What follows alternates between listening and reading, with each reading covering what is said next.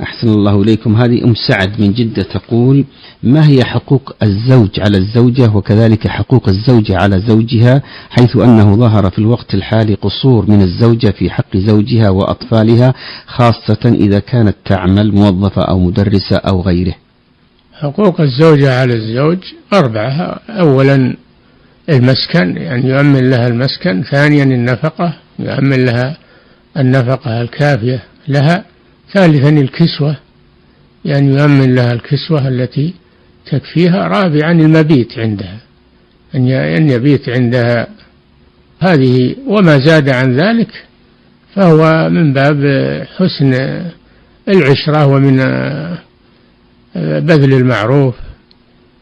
والزوجة عليها أن تبقى في بيت زوجها ولا تخرج منه إلا بإذنه. عليها أن تمكنه من نفسها إذا طلبها. عليها أن ترعى بيته وأولاده في حال غيبته، وأن ترعى أمواله إذا غاب عنها. الصالحات قانتات حافظات للغيب، يعني في حالة غيبة الزوج حافظات للغيب بما حفظ الله، تحفظه في نفسها وفي ماله. نعم.